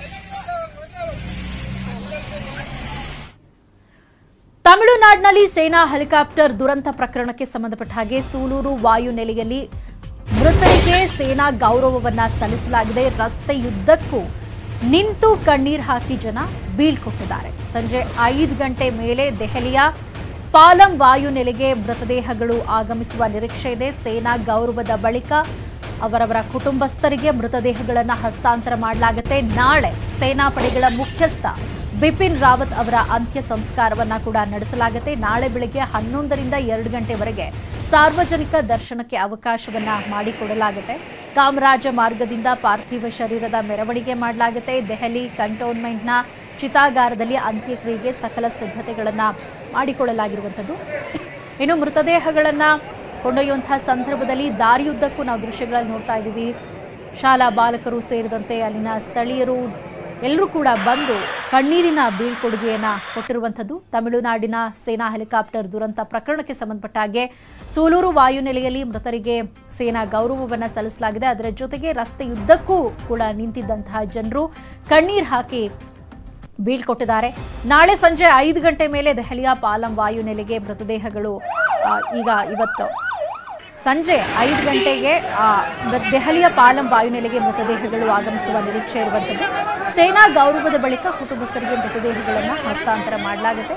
ಇನ್ನು ನಾಳೆ ಸೇನಾ ಪಡೆಗಳ ಮುಖ್ಯಸ್ಥ ಬಿಪಿನ್ ರಾವತ್ ಅವರ ಅಂತ್ಯ ಸಂಸ್ಕಾರ ನಡೆಸಲಾಗುತ್ತೆ. ನಾಳೆ ಬೆಳಗ್ಗೆ 11 ಗಂಟೆಯಿಂದ 2 ಗಂಟೆವರೆಗೆ ಸಾರ್ವಜನಿಕ ದರ್ಶನಕ್ಕೂ ಕೂಡ ವ್ಯವಸ್ಥೆಯನ್ನ ಮಾಡಲಾಗುತ್ತೆ. ಕಾಮರಾಜ ಮಾರ್ಗದಿಂದ ಪಾರ್ಥಿವ ಶರೀರದ ಮೆರವಣಿಗೆ ಆದ ಬಳಿಕ ದೆಹಲಿ ಕಂಟೈನ್ಮೆಂಟ್ ಚಿತಾಗಾರದಲ್ಲಿ ಅಂತ್ಯಕ್ರಿಯೆಗೆ ಸಕಲ ಸಿದ್ಧತೆಗಳು ಈಗ ಆಗ್ತಾ ಇದೆ.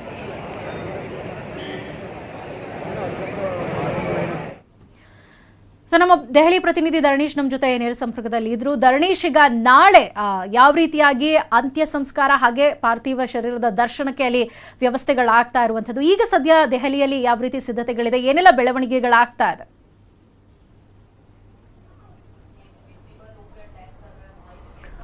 ಆಕ್ಚುಲಿ ಸೌಮ್ಯ, ಇಷ್ಟೊತ್ತಿಗಾಗಲೇ ಸೂಲೂರು ವಾಯುನೆಲೆಯಿಂದ ಅಲ್ಲಿನ ಪಾರ್ಥಿವ ಶರೀರವನ್ನು ಹೊತ್ತಂತಹ ವಿಶೇಷ ವಿಮಾನಗಳು ದೆಹಲಿ ಕಡೆ ತಲುಪಬೇಕಾಗಿತ್ತು, ಬರಬೇಕಾಗಿತ್ತು, ಹೊರಡಬೇಕಾಗಿತ್ತು. ಆದರೆ ಈಗ ನೋಡ್ತಾ ಇದ್ರೆ ಅದು ಬೇರೆ ಬೇರೆ ಕಾರಣಗಳಿಂದಾಗಿ ತಡ ಆಗ್ತಿದೆ. ಫಾರ್ ಎಕ್ಸಾಂಪಲ್, ಈಗಷ್ಟೇ ನಾವು ಕೂಡ ಸುದ್ದಿ ಪ್ರಸಾರ ಮಾಡಿದ್ವಿ, ಈ ಪಾರ್ಥಿವ ಶರೀರವನ್ನು ಸಾಗಿಸ್ತಿದ್ದಂತಹ ಒಂದು ಆಂಬುಲೆನ್ಸ್ ಕೂಡ ಅಪಘಾತಕ್ಕೆ ಒಳಗಾಗಿದೆ. ಹಾಗಾಗಿ ಅಲ್ಲಿದ್ದಂತಹ ಪಾರ್ಥಿವ ಶರೀರವನ್ನು ಮತ್ತೊಂದು ಆಂಬುಲೆನ್ಸ್ಗೆ ಶಿಫ್ಟ್ ಮಾಡಿ ವೆಲ್ಲಿಂಗ್ಟನ್ ಕ್ಯಾಂಪ್ನಿಂದ ಸೂಲೂರು ಏರ್ ಬೇಸ್ಗೆ ತಲುಪಿಸಲಾಗಿದೆ. ಸೊ ಹಂಗಾಗಿ ಸೂಲೂರು ಏರ್ ಬೇಸ್ನಿಂದ ವಿಮಾನಗಳು ಹೊರಡೋದೇ ತಡ ಆಗ್ತಿರೋದ್ರಿಂದ ದೆಹಲಿಯನ್ನು ತಲುಪುವುದು ಕೂಡ ತಡ ಆಗುತ್ತೆ ಅನ್ನುವಂಥ ಮಾಹಿತಿಗಳು ಲಭ್ಯ ಆಗ್ತಿದ್ದಾವೆ. ಮಾಧ್ಯಮಗಳಿಗೆ ಈಗ ಸೇನೆಯಿಂದ ತಿಳಿದು ಬಂದಿರುವ ಮಾಹಿತಿಯ ಪ್ರಕಾರ 7ರಿಂದ 7:15 ಒಳಗಡೆ ಈ ವಿಶೇಷ ವಿಮಾನ, ಅಂದರೆ ಈ ಪಾರ್ಥಿವ ಶರೀರಗಳನ್ನು ತರುವಂಥ ವಿಶೇಷ ವಿಮಾನ ದೆಹಲಿಯ ಪಾಲಂ ವಿಮಾನ ನಿಲ್ದಾಣಕ್ಕೆ ಬರ್ಬೋದು ಅಂತ ಹೇಳಲಾಗ್ತಿದೆ. ಆದರೆ 7ರಿಂದ 7:15 ಒಳಗೆ ಬಂದರೆ ಆ ನಂತರದಲ್ಲಿ ಈ ಪಾರ್ಥಿವ ಶರೀರಗಳನ್ನು ಅವರವರ ಕುಟುಂಬಗಳಿಗೆ, ಮೃತಪಟ್ಟಂಥ ಕುಟುಂಬದವರಿಗೆ ಹಸ್ತಾಂತರ ಮಾಡುವಂಥ ಪ್ರಕ್ರಿಯೆ ನಡೆಯುತ್ತೆ. ಮತ್ತು ಪಾಲಂ ವಿಮಾನ ನಿಲ್ದಾಣದಲ್ಲಿ ಮತ್ತೊಮ್ಮೆ ಎಲ್ಲರಿಗೂ ಕೂಡ ಸರ್ಕಾರಿ ಗೌರವವನ್ನು ಸಲ್ಲಿಸುವಂಥ ಪ್ರಕ್ರಿಯೆಗಳು ನಡೀತವೆ. ಸೊ ಇದು ತಡ ಆಗೋದ್ರಿಂದ ನಾಳೆ ಜನರಿಗೆ ಅಂತಿಮ ದರ್ಶನಕ್ಕೆ ವ್ಯವಸ್ಥೆಯನ್ನ ಮಾಡಿಕೊಡ್ಲಾಗ್ತಿದೆ. ಫಾರ್ ಎಕ್ಸಾಂಪಲ್, ಬಿಪಿನ್ ರಾವತ್ ಅವರ ದೆಹಲಿಯ ಕಾಮರಾಜ ಮಾರ್ಗದಲ್ಲಿರುವ ನಿವಾಸದಲ್ಲಿ ಬೆಳಿಗ್ಗೆ 11 ಗಂಟೆಯಿಂದ 2 ಗಂಟೆವರೆಗೆ ಸಾರ್ವಜನಿಕರಿಗೆ ಭೇಟಿಗೆ ಅವಕಾಶವನ್ನ ಮಾಡಿಕೊಡ್ಲಾಗ್ತಿದೆ. ಅದಕ್ಕೂ ಮೊದಲು ಮತ್ತು ಅದರ ನಂತರ ಅವರ ಕುಟುಂಬ ವರ್ಗದವರು ಮತ್ತು ಸೇನೆಯ ಸಿಬ್ಬಂದಿಗಳು, ಗಣ್ಯರು, ಫಾರ್ ಎಕ್ಸಾಂಪಲ್ ಕೇಂದ್ರ ಸಚಿವರು, ರಾಜಕಾರಣಿಗಳು, ಇವರೆಲ್ಲರಿಗೂ ಕೂಡ ಅಂತಿಮ ನಮನವನ್ನು ಸಲ್ಲಿಸಲಿಕ್ಕೆ ಅವಕಾಶವನ್ನ ಮಾಡಿಕೊಡ್ಲಾಗತ್ತೆ. ಅದಾದ್ಮೇಲೆ ಕಾಮರಾಜ ನಿವಾಸದಲ್ಲಿರುವ ನಿವಾಸದಿಂದ ದೆಹಲಿಯ ಕಂಟೋನ್ಮೆಂಟ್ ಅಲ್ಲಿರುವಂತಹ ಚಿತಾಗಾರದವರೆಗೆ ಮೆರವಣಿಗೆ ಮೂಲಕ ಕೊಂಡೊಯ್ಯಲಾಗುತ್ತೆ ಬಿಪಿನ್ ರಾವತ್ ಮತ್ತು ಅವರ ಪತ್ನಿ ಮಧುಲಿಕಾ ರಾವತ್ ಅವರ ಪಾರ್ಥಿವ ಶರೀರಗಳನ್ನ. ಸೊ ಹಾಗಾಗಿ ಬಿಪಿನ್ ರಾವತ್ ಅವರ ನಿವಾಸದಲ್ಲಿ, ಮಾರ್ಗ ಮಧ್ಯದಲ್ಲಿ ಹಾಗೂ ಚಿತಾಗಾರದಲ್ಲಿ ಎಲ್ಲ ಕಡೆ ಈಗಾಗಲೇ ಭದ್ರತಾ ವ್ಯವಸ್ಥೆಯನ್ನು ಕೂಡ ಕೈಗೊಳ್ಳಲಾಗ್ತಾ ಇದೆ. ಉಳಿದಂತೆ ಬೇರೆಯವರನ್ನ ಅವರವರ ಕುಟುಂಬಗಳಿಗೆ ಅವ್ರ ಜೊತೆಗೆ ಈಗಾಗಲೇ ಮಾತುಕತೆಯನ್ನು ನಡೆಸಿದೆ ಸೇನೆ. ಅವರ ಕುಟುಂಬದ ವರ್ಗದವರು ಇಷ್ಟಪಟ್ಟಂತಹ ಜಾಗದಲ್ಲಿ ಮತ್ತು ಆ ಸಂದರ್ಭದಲ್ಲಿ ಅದಕ್ಕನುಗುಣವಾಗಿ ಅವರ ಅಂತ್ಯಕ್ರಿಯೆಗಳು ಕೂಡ ನಡೀತವೆ. 7:15 ಇವತ್ತು ಏನಾದರೂ ಬಂದಿದ್ದೆ ಆದರೆ ಅದು ಸ್ವಲ್ಪ ತಡ ಆದರೂ ಆಗಬಹುದು. ಬಂದಿದ್ದೆ ಆದರೆ ಅನಂತರದಲ್ಲಿ ಮೊದಲಿಗೆ ಕುಟುಂಬ ವರ್ಗದವರಿಗೆ ಅವರನ್ನ ಪಾರ್ಥಿವ ಶರೀರವನ್ನು ಹಸ್ತಾಂತರಿಸುವ ಪ್ರಕ್ರಿಯೆಗಳು ನಡೀತಿದ್ದಾವೆ. ಅದಕ್ಕೆ ಈಗಾಗಲೇ ಪಾಲಂ ವಿಮಾನ ನಿಲ್ದಾಣದಲ್ಲಿ ಎಲ್ಲ ರೀತಿಯ ತಯಾರಿಗಳು ನಡೀತಾ ಇದ್ದಾವೆ ಸೌಮ್ಯ. ಇದು ಒಂದ್ ಕಡೆ ಆದ್ರೆ ಮತ್ತೊಂದ್ ಕಡೆ ಭಾರತೀಯ ರಕ್ಷಣೆಯ ಒಂದು ಜವಾಬ್ದಾರಿ ಏನಿದೆ, ಆ ರಕ್ಷಣೆಯ ಮುಖ್ಯಸ್ಥರು ಯಾರಾಗ್ತಾರೆ, ಯಾರಿಗೆ ಆ ಒಂದು ಜವಾಬ್ದಾರಿಯನ್ನ ಕೊಡಬಹುದು ಅನ್ನುವಂತಹ ಒಂದು ಪ್ರಶ್ನೆ ಕೂಡ ಇರುವಂಥದ್ದು. ಯಾಕಂದ್ರೆ ಬಹಳ ನಿರ್ಣಾಯಕವಾದಂತಹ ಪೋಸ್ಟ್ ಇದು. ಹಾಗಾಗಿ ಯಾರಿಗೆ ವಹಿಸಬಹುದು, ಆ ನಿಟ್ಟಿನಲ್ಲಿ ಸರ್ಕಾರದ ಮಟ್ಟದಲ್ಲಿ ಏನೆಲ್ಲ ಚರ್ಚೆಗಳಾಗ್ತಾ ಇದೆ, ಆ ಬಗ್ಗೆ ಏನ್ ಮಾಹಿತಿ ಸಿಗ್ತಾ ಇದೆ ಧರಣೇಶ್?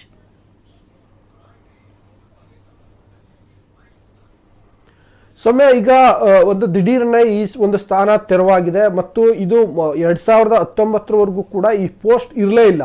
2019 ಬಿಪಿನ್ ರಾವತ್ ಸೇನಾ ಮುಖ್ಯಸ್ಥರಾಗಿ ನಿವೃತ್ತಿಯಾದ ಬಳಿಕ ಅವರ ಸೇವೆಯನ್ನ ಮುಂದುವರಿಸಬೇಕು ಅನ್ನುವ ಕಾರಣಕ್ಕೋಸ್ಕರ ಒಂದು ವಿಶೇಷ ಪೋಸ್ಟ್ ಅನ್ನ CDS ಅನ್ನುವ ಪೋಸ್ಟ್ ಅನ್ನ ಕ್ರಿಯೇಟ್ ಮಾಡಲಾಗಿತ್ತು. ಸೊ ಹಾಗಾಗಿ ಈಗ ಆ ಸ್ಥಾನಕ್ಕೆ ಬಹುತೇಕ ಈ 3 ನಮ್ಮ ವಾಯುಸೇನೆ, ಭೂಸೇನೆ ಮತ್ತು ಜಲಸೇನೆಗಳ ಮುಖ್ಯಸ್ಥರ ಪೈಕಿ ಯಾರನ್ನಾದರೂ ಒಬ್ಬರನ್ನ ಎಲಿವೇಟ್ ಮಾಡುವ ಸಾಧ್ಯತೆಗಳೇ ಇರ್ತವೆ. ಯಾಕೆಂದ್ರೆ ಬೇರೆ ಯಾರನ್ನೋ ಕೂಡ ಬೈಪಾಸ್ ಮಾಡಿ ಕರ್ಕೊಂಬಂದ್ರೆ ಸೇವಾ ಹಿರಿತನ ಅವೆಲ್ಲವನ್ನ ಕಡೆಗಣಿಸ್ದಂಗೆ ಆಗುತ್ತೆ ಅನ್ನುವ ಕಾರಣಕ್ಕೋಸ್ಕರ ಈ 3 ಪೈಕಿ ಯಾರನ್ನಾದ್ರೂ ಒಬ್ಬರನ್ನ ಅಥವಾ ಆ 3 ಪೈಕಿ ಹಿರಿಯರನ್ನ ಈ ಒಂದು CDS ಪೋಸ್ಟ್ಗೆ ತರುವ ಸಾಧ್ಯತೆಗಳು ಇರ್ತವೆ. ಈ ಸಂಬಂಧಪಟ್ಟಂತೆ ನಿನ್ನೆ ನಡೆದಂತಹ CCS cabinet committee on security ಸಭೆಯಲ್ಲಿ ಚರ್ಚೆ ಆಗಿರುವ ಸಾಧ್ಯತೆ ಇದೆ ಅಂತೇಳಿ ಗೊತ್ತಾಗ್ತಿದೆ. ಆದರೆ ಇನ್ನೂ ಕೂಡ ಕೇಂದ್ರ ಸರ್ಕಾರದ ವತಿಯಿಂದ ಅಥವಾ ರಕ್ಷಣಾ ಇಲಾಖೆಯಿಂದ ಯಾವುದೇ ಮಾಹಿತಿಗಳು ಈ ಸಂಬಂಧಪಟ್ಟಂತೆ ಲಭ್ಯ ಆಗ್ತಿಲ್ಲ. ಅಫ್ಕೋರ್ಸ್ ಅಧಿಕೃತವಾದಂಥ ಮಾಹಿತಿಗಳಂತೂ ಸಿಗ್ತಾನೆ ಇಲ್ಲ. ಬಹುಶಃ ನಾಳೆ ಅಂತ್ಯಕ್ರಿಯೆ ಎಲ್ಲ ಆದ್ಮೇಲೆ ಈ ಪ್ರೋಸೆಸ್ ಶುರುವಾಗುವ ಸಾಧ್ಯತೆಗಳಿರ್ತವೆ. ಈ ನಡುವೆ ಇವತ್ತು ರಕ್ಷಣಾ ಸಚಿವ ರಾಜನಾಥ್ ಸಿಂಗ್ ಅವರು ರಾಷ್ಟ್ರಪತಿ ರಾಮನಾಥ್ ಕೋವಿಂದ್ ಅವರನ್ನು ಕೂಡ ಭೇಟಿ ಮಾಡಿದ್ದಾರೆ. ಆ ಸಂದರ್ಭದಲ್ಲಿ ಅವ್ರ ಜೊತೆ ಕೂಡ ಚರ್ಚೆ ಆಗ್ಬೋದು. ಯಾಕೆಂದ್ರೆ ಈ ಪೋಸ್ಟ್ಗೆ ಕೇಂದ್ರ ಸರ್ಕಾರ ನೇಮಕ ಮಾಡಿದ್ರು ಕೂಡ ಅದಕ್ಕೊಂದು ಅನುಮೋದನೆ ರಾಷ್ಟ್ರಪತಿ ಅವರಿಂದ ಬೇಕಾಗಿರೋದ್ರಿಂದ ಆ ಬಗ್ಗೆ ಅವ್ರ ಜೊತೆ ಚರ್ಚೆ ಮಾಡಿರಬಹುದು ಅನ್ನುವಂಥ ಮಾತುಗಳು ಕೂಡ ಕೇಳಿ ಬರ್ತಾ ಇದ್ದಾವೆ. ಸೌಮ್ಯ, ಥ್ಯಾಂಕ್ ಯು ಧರಣೇಶ್ ತಮ್ಮೆಲ್ಲ ಇನ್ಫಾರ್ಮೇಶನ್ಗೆ. ಸುದ್ದಿ ಮುಂದುವರಿಯುತ್ತೆ ಚಿಕ್ಕ ಬ್ರೇಕ್ ಆದ್ಮೇಲೆ.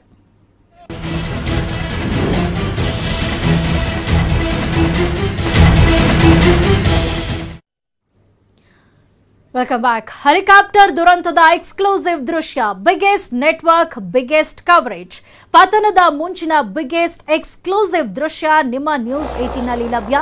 ಹೆಲಿಕಾಪ್ಟರ್ ಹಾರಾಟದ ಎಕ್ಸ್ಕ್ಲೂಸಿವ್ ದೃಶ್ಯ ನೋಡ್ತಿದ್ದಂತೆ ಮಂಜಿನಲ್ಲಿ ಕಾಪ್ಟರ್ ಮರೆಯಾಗಿದೆ. ಕೆಲವೇ ಕ್ಷಣಗಳಲ್ಲಿ ಸ್ಫೋಟದ ಸದ್ದು ಕೇಳುವಂಥದ್ದು. ಅಲ್ಲಿದ್ದಂತಹ ಪ್ರವಾಸಿಗರು ಈ ಒಂದು ದೃಶ್ಯಗಳನ್ನ ಸೆರೆ ಹಿಡಿದಿದ್ದಾರೆ. ಪರಸ್ಪರ ಮಾತನಾಡ್ಕೊಳ್ತಿದ್ದಾರೆ ಪ್ರವಾಸಿಗರು. ಏನಾಯ್ತು, ಹೋಯ್ತಾ ಅಂತೆಲ್ಲ ತಮಿಳಿನಲ್ಲಿ ಮಾತನಾಡಿದ್ದಾರೆ. ರಾವತ್ ಅವರು ಇದ್ದಂತಹ ಕಾಪ್ಟರ್ನ ಕೊನೆಯ ದೃಶ್ಯ ನ್ಯೂಸ್ 18ಗೆ ಲಭ್ಯವಾಗಿರುವಂಥದ್ದು. ಅಲ್ಲಿದ್ದಂತಹ ಪ್ರವಾಸಿಗರು ಆ ಒಂದು ದೃಶ್ಯಗಳನ್ನ ಸೆರೆ ಹಿಡಿದಿದ್ದಾರೆ. ಮಂಜಿನಲ್ಲಿ ಕಾಪ್ಟರ್ ಮರೆಯಾಗುತ್ತೆ. ಅದು ಮರೆಯಾದ ಕೆಲವೇ ಕ್ಷಣಗಳಲ್ಲಿ ಸ್ಫೋಟದ ಸದ್ದು ಕೂಡ ಕೇಳುವಂಥದ್ದು. ಇನ್ನು ಆ ದೃಶ್ಯವನ್ನ ಸೆರೆ ಹಿಡಿಯುವಂತಹ ಸಂದರ್ಭದಲ್ಲಿ ಅಲ್ಲಿದ್ದಂತಹ ಪ್ರವಾಸಿಗರು ಮಾತನಾಡಿಕೊಂಡಿದ್ದಾರೆ. ಏನಾಯ್ತು, ಹೋಯ್ತಾ, ಈ ರೀತಿಯಾಗಿ ಅವರು ತಮಿಳಿನಲ್ಲಿ ಮಾತನಾಡಿರುವಂಥದ್ದು. ಆ ಕಾಪ್ಟರ್ ಹೋಗ್ತಾ ಇದ್ದಂತಹ ದೃಶ್ಯವನ್ನ ಅಲ್ಲಿದ್ದಂತಹ ಪ್ರವಾಸಿಗರು ಸೆರೆ ಹಿಡಿದಿದ್ದಾರೆ. ಮಂಜಿನ ಮಧ್ಯೆ ಒಂದು ಕಾಪ್ಟರ್ ಮರೆಯಾಗುತ್ತೆ. ಕೊನೂರಿನ ಬಳಿ MI-17 ಹೆಲಿಕಾಪ್ಟರ್ ದುರಂತ ಅಂತ್ಯ ಏನಾಯ್ತು, ಆ ಮುಂಚಿನ ದೃಶ್ಯಗಳು ಇದೀಗ ನ್ಯೂಸ್ 18ಗೆ ಲಭ್ಯವಾಗಿರುವಂಥದ್ದು. ಆ ದೃಶ್ಯಗಳನ್ನ ಅಲ್ಲಿದ್ದಂತಹ ಪ್ರವಾಸಿಗರು ಸೆರೆ ಹಿಡಿದಿದ್ದಾರೆ.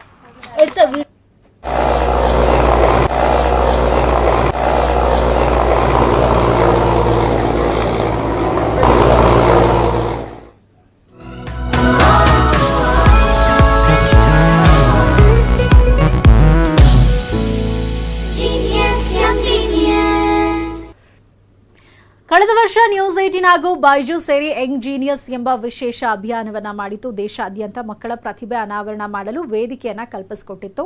ಕಲೆ, ಸಾಹಿತ್ಯ, ವಿಜ್ಞಾನ, ಸಂಗೀತ, ಕ್ರೀಡೆ ಹೀಗೆ ನಾನಾ ಕ್ಷೇತ್ರಗಳ ಸಾಧಕ ಮಕ್ಕಳನ್ನ ಈ ಅಭಿಯಾನದಲ್ಲಿ ಗುರುತಿಸಿ ದೇಶಕ್ಕೆ ಪರಿಚಯವನ್ನ ಮಾಡಿಕೊಟ್ಟಿತ್ತು.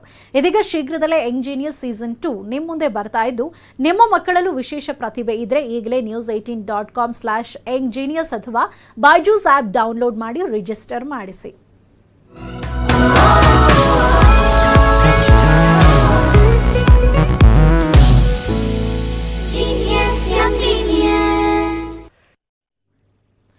ಕೊರೋನಾ ಲಸಿಕೆಯ ಪ್ರಮುಖ ಉದ್ದೇಶಗಳಲ್ಲಿ ಹದಗೆಟ್ಟಿರುವ ಆರ್ಥಿಕತೆಯನ್ನ ಸಹಜ ಸ್ಥಿತಿಗೆ ತರುವುದು ಕೂಡ ಒಂದಾಗಿದೆ. ಇತ್ತೀಚೆಗಷ್ಟೇ ಹಿಮಾಚಲ ಪ್ರದೇಶವು 100% ಮೊದಲ ಡೋಸ್ ಲಸಿಕೆ ತೆಗೆದುಕೊಂಡ ಭಾರತದ ಮೊದಲ ರಾಜ್ಯವೆಂಬ ಹೆಗ್ಗಳಿಕೆಗೆ ಪಾತ್ರವಾಗಿದೆ. ಇದರಿಂದಾಗಿ ರಾಜ್ಯದ ಆರ್ಥಿಕತೆಯ ಮೇಲೆ ಏನ್ ಪರಿಣಾಮ ಬೀರಿದೆ?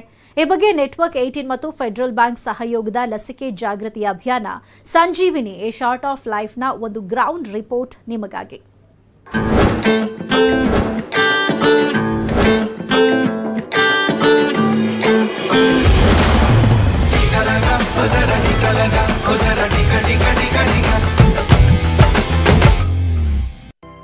ರಿವರ್ ರಾಫ್ಟಿಂಗ್ ನಿಂದ ಪ್ಯಾರಾಗ್ಲೈಡಿಂಗ್, ಹಾಟ್ ಏರ್ ಬಲೂನ್ಗಳವರೆಗೆ. ಹೌದು, ಪ್ರವಾಸಿಗರ ಸದ್ದಿನಿಂದ ಇಲ್ಲಿನ ಬೆಟ್ಟಗಳಿಗೀಗ ಜೀವ ಬಂದಂತಾಗಿದೆ. ಮೊದಲ ಹಿಮ ಮಳೆ ರಾಜ್ಯಕ್ಕೆ ಅಪ್ಪಳಿಸ್ತಾ ಇದ್ದಂತೆ ಪ್ರವಾಸಿಗರು ಮತ್ತೆ ಕುಲು ಜಿಲ್ಲೆಗೆ ಆಗಮಿಸ್ತಾ ಇದ್ದಾರೆ. आप कहाँ से आए हैं? गुजरात भावनगर। आपने कैसे तय किया यहाँ आने के लिए? ऐसे काफ़ी टाइम से प्लानिंग था। हिमाचल कैसे चूज किया? हिमाचल मनाली स्नोफॉल के लिए। ಮನಾಲಿಯ ಮಾಲ್ ರಸ್ತೆಗಳಲ್ಲಿ ಹೆಚ್ಚುತ್ತಿರುವ ಪ್ರವಾಸಿಗರ ಸಂಖ್ಯೆಯಿಂದಾಗಿ ಇಲ್ಲಿ ಹೆಚ್ಚಿನವರ ವ್ಯಾಪಾರ ಸುಧಾರಿಸಿದೆ.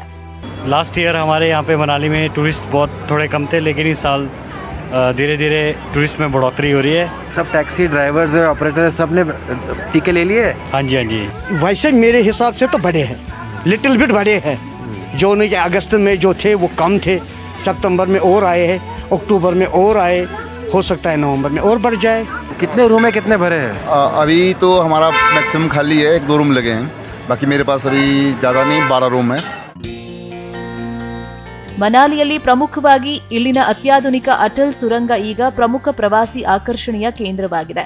ಕುಲು ಜಿಲ್ಲೆಯಿಂದ ಒಬ್ಬರು ಪ್ರವೇಶಿಸಿದ್ರೆ ಸುರಂಗದ ಮೂಲಕ 10 ಸೆಕೆಂಡ್ಗಳಲ್ಲಿ ಹೊಸ ಪ್ರಪಂಚವೊಂದಕ್ಕೆ ನೀವು ಪ್ರವೇಶ ಮಾಡ್ತೀರಿ.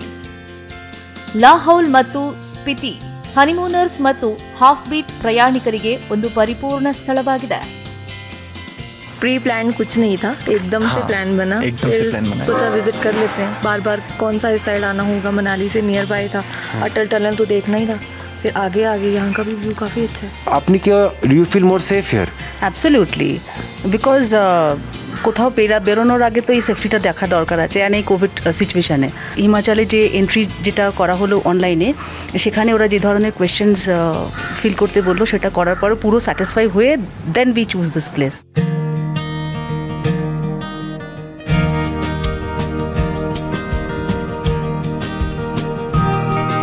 These are the benefits from vaccinating much faster also, and the outside people, they have a confidence in our state that people are mostly vaccinated over here.